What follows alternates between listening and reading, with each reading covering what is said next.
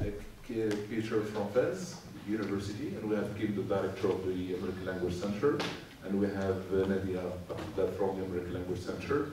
All of them, are experienced in public speaking competition and evaluating students. So I'd like also to thank all the teachers who took the trouble to come all the way from different cities in Morocco, in Agadir, Casablanca, and then Fez. So I think the institutions participated in the competition. We have Agadir, we have Benumsik, Casablanca, we have Fez, and we have Meknes and El Jadida. Okay, so thank you so much to reiterate again that you are more than welcome in Meknes.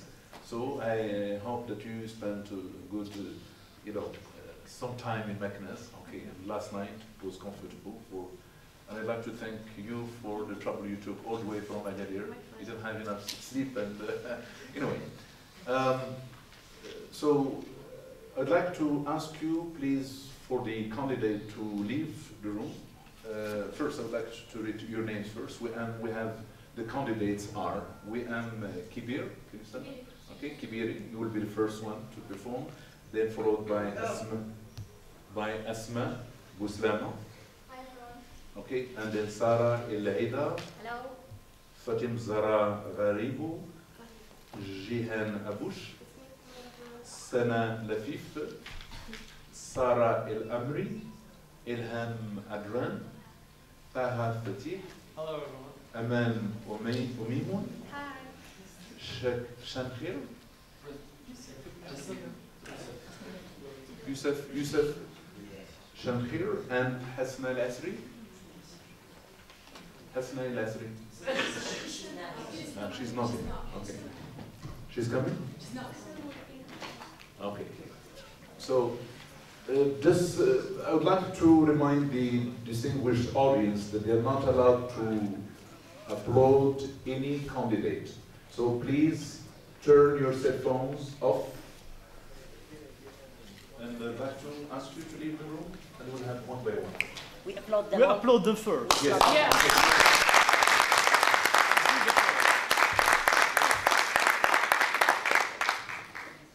Okay, this is the first upload, and then we'll have the final one. The final one is after they finish. Okay.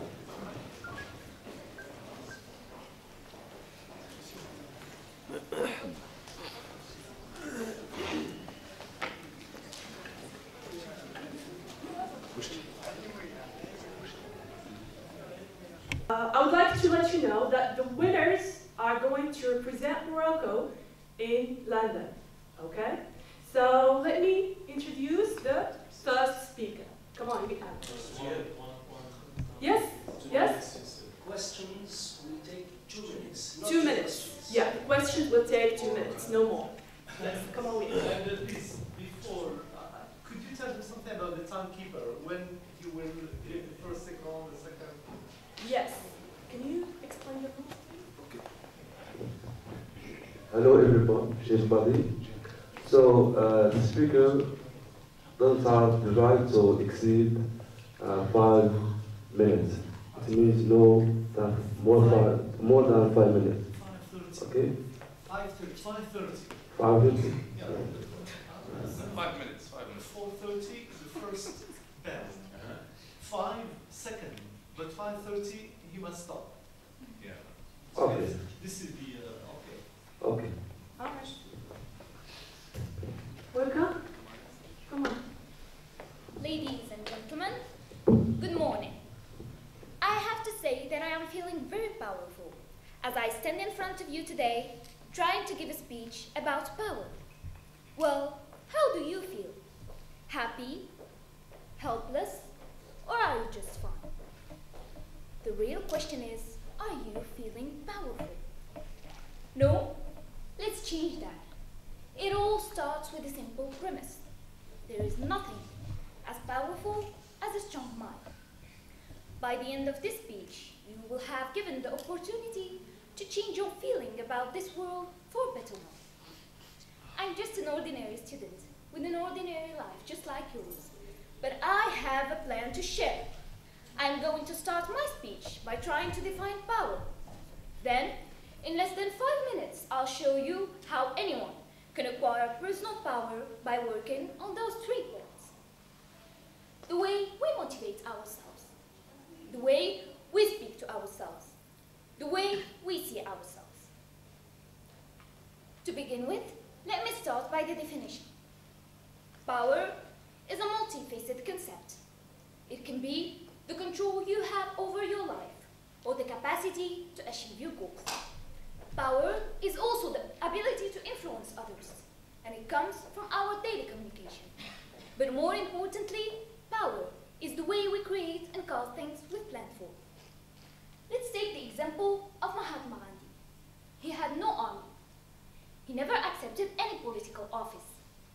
He never used violence, nor did he threaten to use it. Yet, he defeated the British army without firing a single shot. How did he do it? It is all about personal power. This power lies inside of everyone. Something great and strong resides in every living creature. Our dreams are always calling us, but we keep shutting down those calls because we think we don't have any power.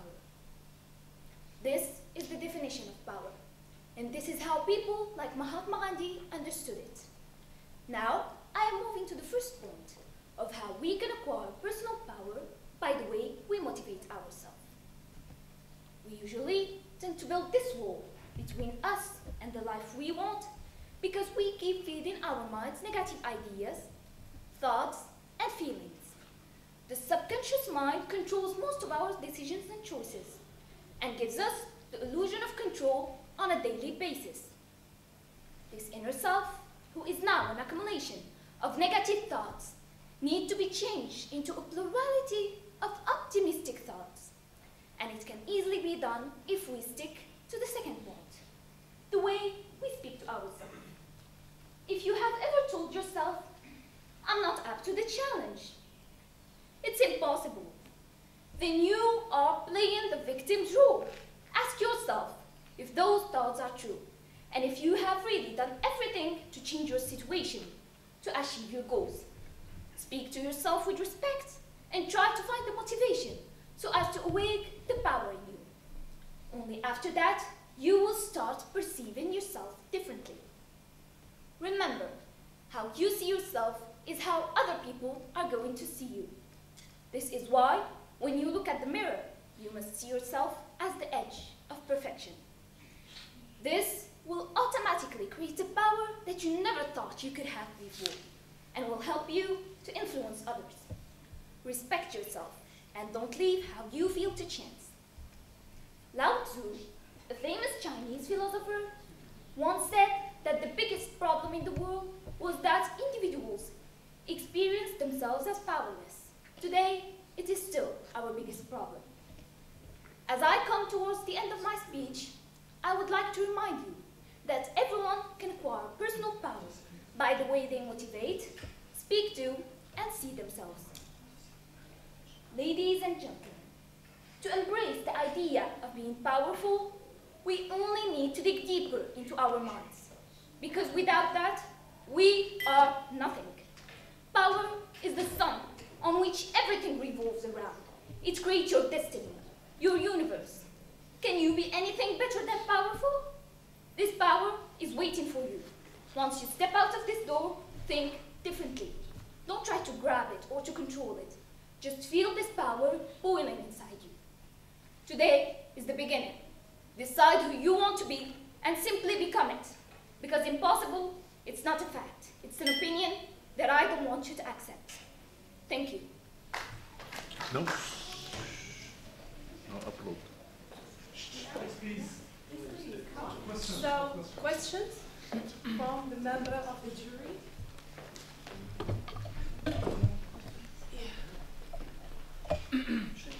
Yeah.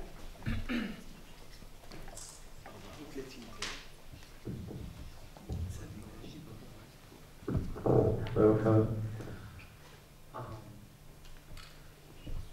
What was your motivation for choosing this topic, power? Motivation for choosing this topic? Well, this is an interesting question, sir. Thank you. for choosing this subject is something that was very difficult for me first, because being here and giving a speech in front of a crowd is something that I thought I was not able to do. So I started with applying this, what I said in my speech, into myself first. Then, by standing here and trying to motivate everyone to find the power in them, I think this was my biggest motivation to do this speech. Thank you. Yeah, the second question. Do you have any other question? Hi, Rihan. Rihan, how long have you been involved in public speaking? This is my first experience in public speaking, so I think I did great for this try. Thank you. Okay, Nadia, no questions? Okay, so let's receive questions from the audience. Do you have any questions? Any questions? Sure? Okay, yes, miss. Hey, Ruby, you were great. So, in your opinion, how do you reflect your personal power in life? Okay, I reflect my personal power by trying to see this power in everyone here. Like when I was telling my speech, I was trying to read this power in your faces when you were looking at me, and I think that you have all received my message. Thank you. Okay, thank you, Rihan. Thanks a lot. Thank you. Goodbye. Okay, so let's listen to the second speaker, Asma Buslama. Asma Buslama. Ladies and gentlemen, good morning. Since I was singled out to represent my school in this competition, the one question that I kept asking myself is, what are my chances of winning this competition? There is no other ways of thinking about this question but two. I can either believe in myself and in my capabilities to win, or I can totally give up and think that there are better people out there. The exciting thing about all of this is that I am the only one who can control the way I think and the way I hold on or don't to my personal power. The same thing goes to each and every one of you. By the end of this speech, I will have convinced you about the importance of having personal power by developing these two main points. The first one is how can a person think he has no power? And then I'm gonna give you some methods we all can use to benefit from our personal power. Of course, no one gives up on his power willingly, but by thinking you don't have any, you are doing just that. So how can a person think he has no power? One of the ways is sending negative messages to your mind to the extent that it starts believing these thoughts. Thoughts like, I can't do this, I'm not smart enough, they are better than me. Here you are, giving up, instead of fighting. So what can I do, you might think? Simply change the way you think, and you will start to recognize your self-worth as well as your special and key strength. The best way to do this is to feed your mind positive ideas such as, I can do this, I am smart enough, and they are not better than me. Other ways that make us think we have no power to take action is waiting for other approvals, resisting change, or not setting any goals.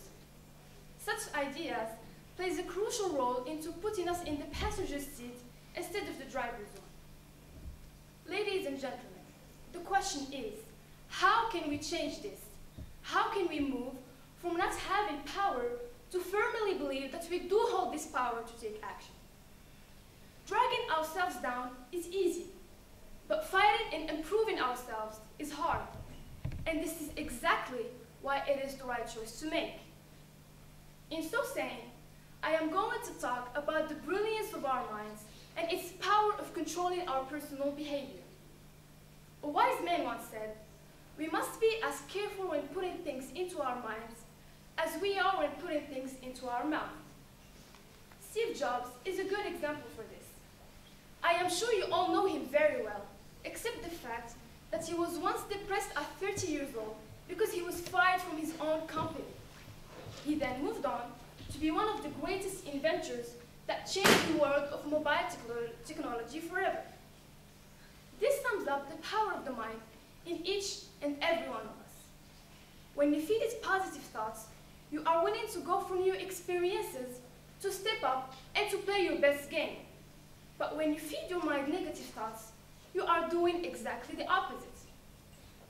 The importance of discovering the power of the mind through feeding it positive ideas seems very clear now. This will also increase your confidence and self-esteem. Having bad moments here and there is perfectly normal. The most important thing is to change it, never accept it. We should not be defeated by negative thoughts all our life. Taking our power back means taking our confidence and self-happiness back. Taking our power back means valuing ourselves and offering us all the possibilities. Everyone deserves to be treated right, so start with yourself. You will never imagine the results of taking this one step until you do. Let's take, for example, the famous artist Vincent van Gogh. Did you know that he has sold only one painting his whole career? And that the sold was only months before his death? Or that Walt Disney was once fired from his job because he lacked imagination and had no good ideas? There are enough proofs out there that encourage us to never give up and to always hold on to our personal power. In conclusion, I hope we will all start recognizing the vital role of our personal power even more. So let's stop giving up our power. Let's stop doubting ourselves and damaging it. Let's step up into the unknown and face the uncertain. Let's get out of our comfort zone like I am doing it today. I would like to leave you now with a quote by Susan Paulus, who is an American poet. She once said, "Take the power to control your life. No one else can do it for you. Take the power to make your life happy." Thank you very much. Thank you, Asma. Okay, so questions from the members of the jury?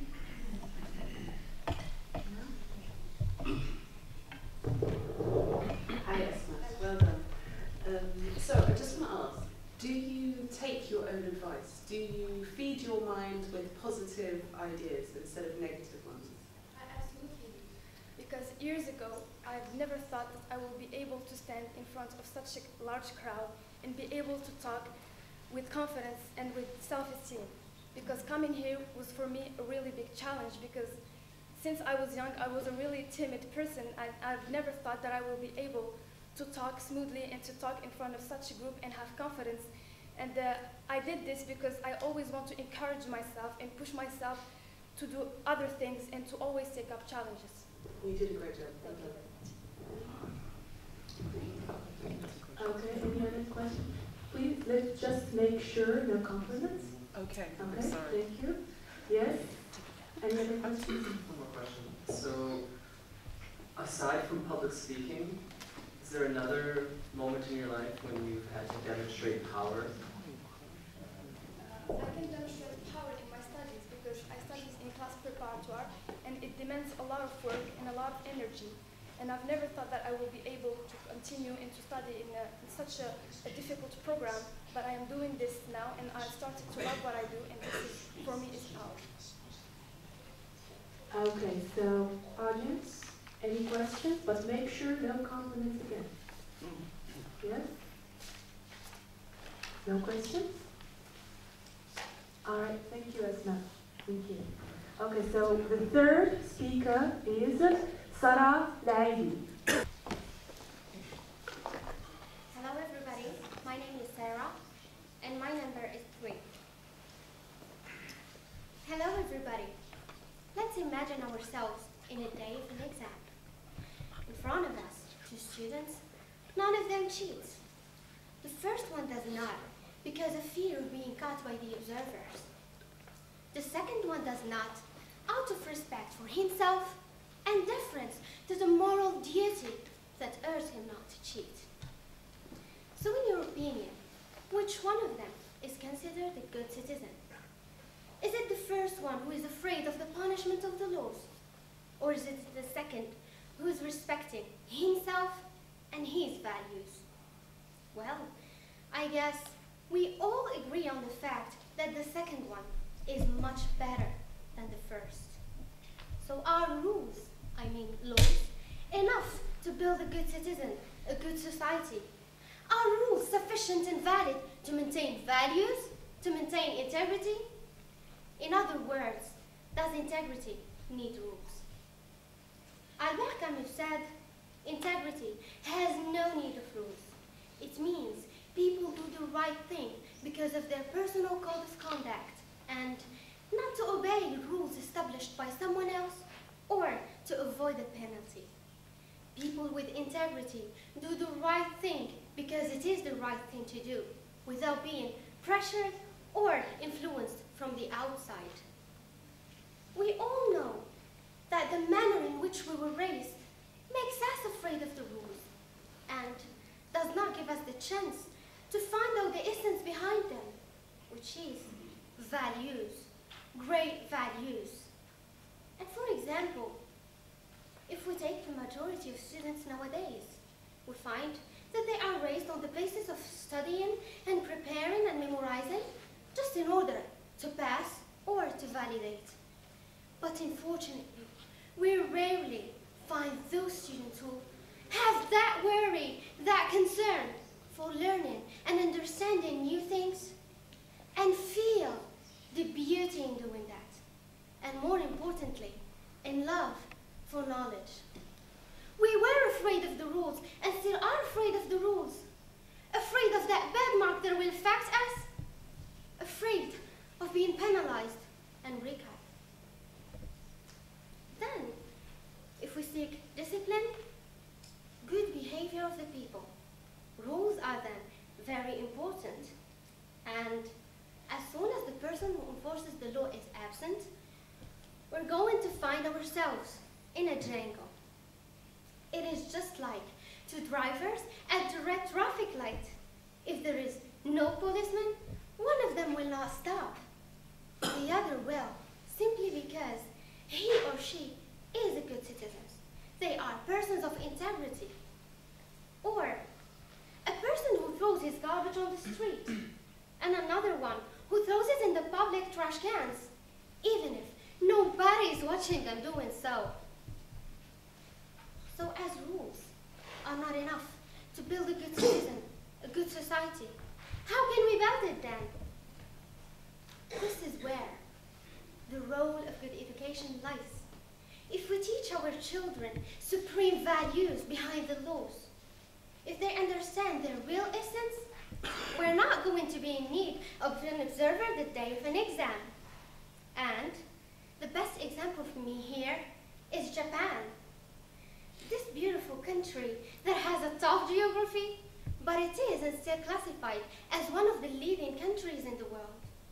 Why is that? Well, it is because, ladies and gentlemen, this nation invests in human beings and teaches their children supreme values, so they apply them as aims, not as means. Yes, as aims, not as means.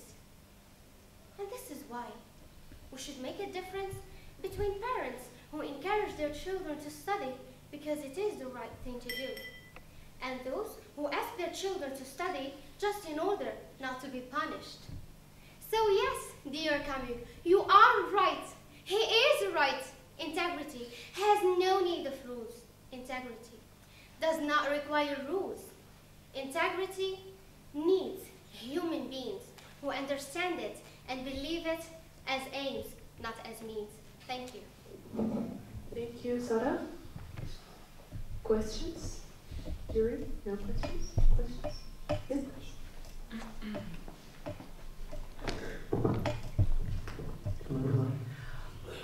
You talked about the importance of teaching values.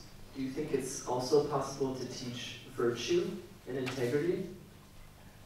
Oh, thank you for your interesting question. Well, I guess, as I cited in my speech, Japan is a leading country, and this is because in their system of education, they teach integrity, not integrity, ethics from the primary school to their children, and maybe this is why what makes it one of the best countries in the world. So for me, I think that if we teach ethics to our children from a very young age, it's going to be something very good in their behaviors and with the people surrounding them. Any other questions? No? Audience? No questions? Right? Okay. I just want to know, how can laws and rules secure values?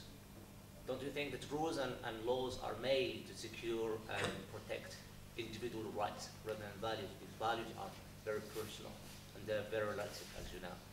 Thank you.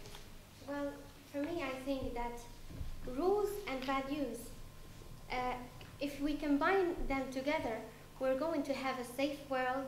We're not going to have any problems and suffering as now. So rules are important, and at the same time, values help us to have that good behavior that makes us maybe go further in our life. Okay, thank you, Sarah. Thank you. The fourth speaker is Fatem Zahra Raghibou.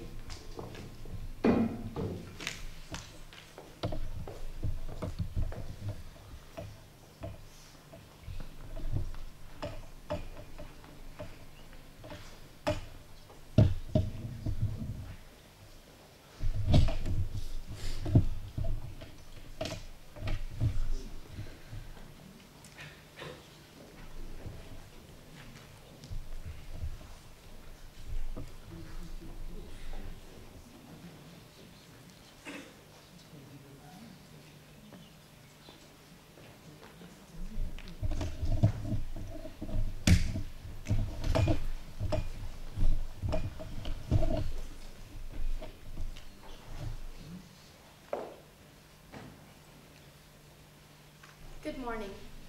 Integrity has no need of rules. This is a saying that refers to a quote that was said by the famous Albert Camus, a French philosopher, author, and journalist. His quote says, "I have seen people behave badly with great immorality, and I note every day that integrity has no need of rules." Let me briefly take you through what I will be talking about. First, I will divide the quote into two parts. I will define each of the words integrity and rules separately, and then I will join these two terms together to explain the quote. Now, if you look up almost any dictionary for the word integrity, you will find a definition that is similar to this. Integrity is the quality of being honest and sincere, of having and living up to moral uprightness and moral principles. It is a personality trait that we admire so much because it means someone who has a moral compass that does not waver.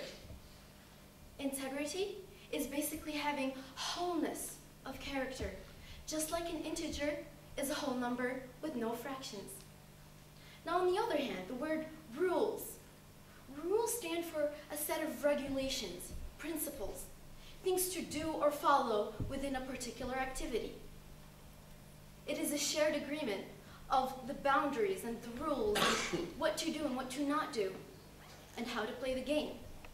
Whether the game was basketball or football, marriage, even business. An agreed set of rules creates the context for us to play with the others. Now let's join these two terms together. Integrity has no need of rules. We can conclude to the fact that the process of growing up, while growing up, we were conditioned and domesticated into society. We learned the rules through awards and punishments, even contracts. But why do these rules exist?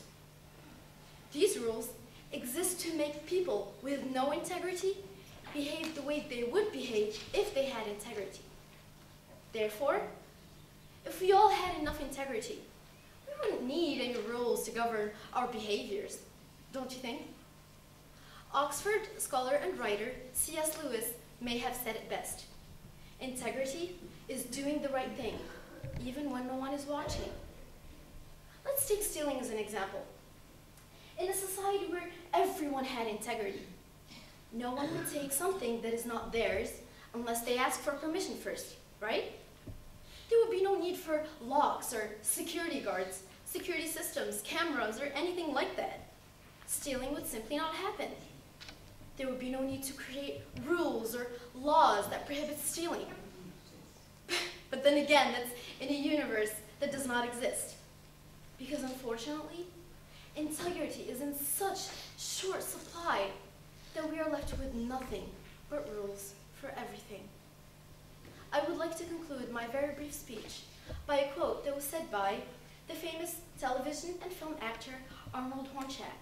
His quote says, "Winning is nice if you don't lose your integrity in the process." Let's say you're competing in a competition. If you play by the rules, you do everything you're supposed to do the way it should be done, and you win, you will feel that you deserve to win. You will feel proud and you will go like, yeah, I did it. But if you cheat, you didn't do everything you were supposed to do the way it should have been done, even if you win, sooner or later, you will regret it because you know that you didn't deserve it. You didn't play by the rules. You will feel that something is missing. You lost something while winning. What is that something? That something right there, that's integrity. Thank you all for listening so patiently. Your questions and comments are very welcome.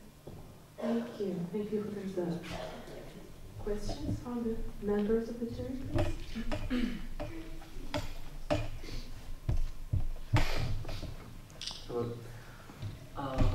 What rules do you apply in your own life to yourself, aside from integrity? What rules I apply for myself? Mm-hmm. What rules guide your moral compass? Okay, thank you for the question. What kind of rules guide my moral compass? Integrity speaks for itself.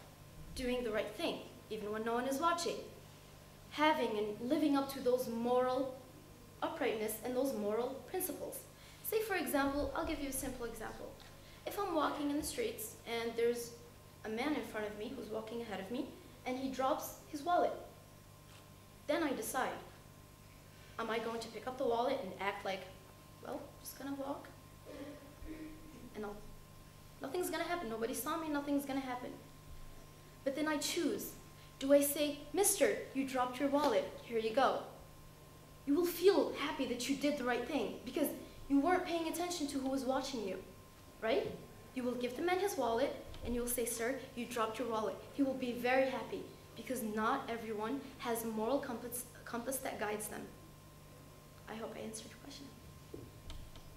Any other questions from the members of the jury, please? No? Okay. The audience? Any questions? Yeah? I just want to know, do you believe that every person has got the seeds of integrity? If yes, how can it be nurtured? Thank you for your question. How can integrity be nurtured? And can everyone get that value, right? It all depends on your education, how you were grown up, your culture, the environment that you live in. Were you well educated? Did your parents teach you well? Did they teach you not to do the wrong thing? Not to lie? Not to tell your friend when she asks you, "Does my hair look good?"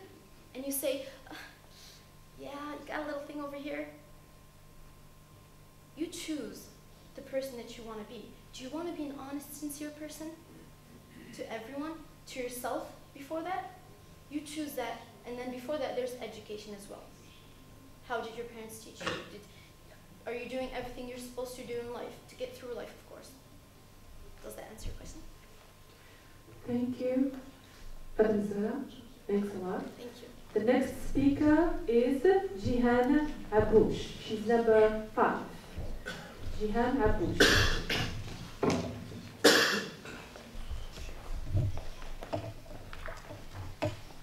Good morning, everyone. Allow me to introduce myself. My name is Jihan Abouche. Welcome, everyone. あなたはすべての力を持っています。What?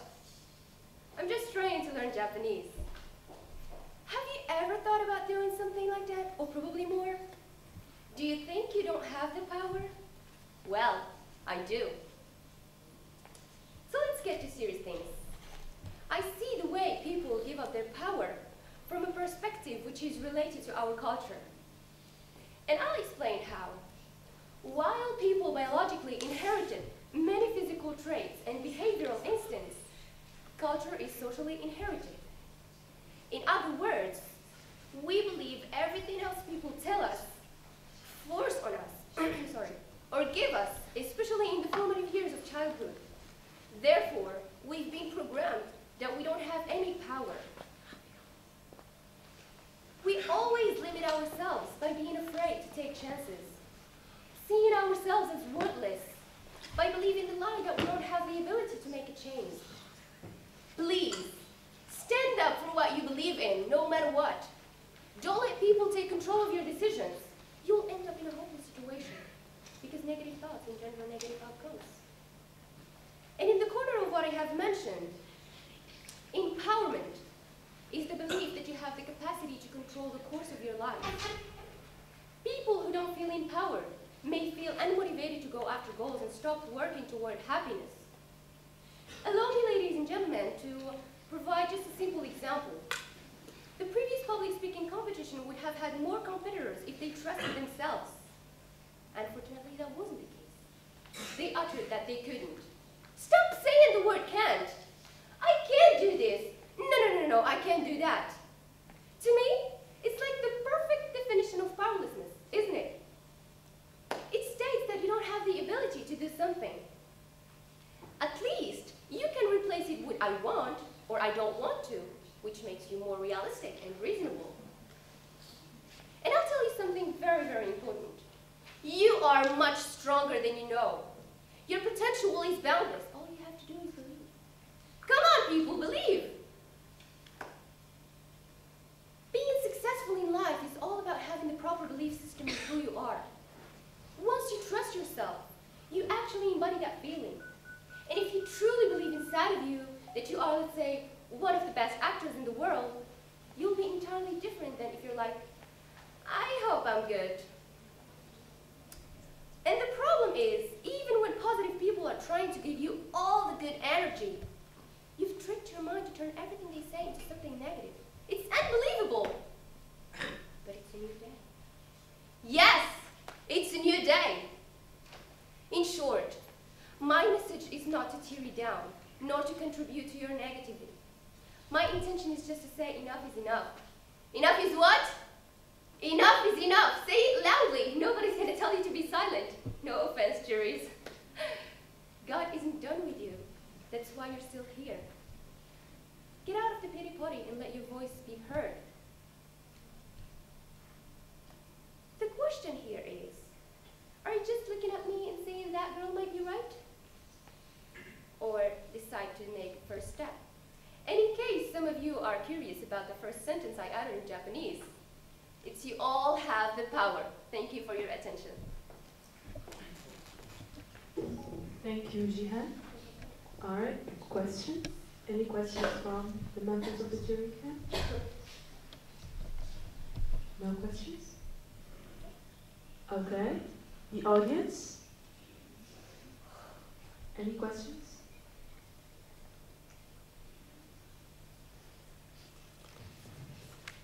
Thank you, Jihan. Thank you a lot. Thank you. The next speaker, we're going to have a musical break, but before, we're just going to settle the instruments. We're going to listen to the 7th speaker, and then we'll have a break.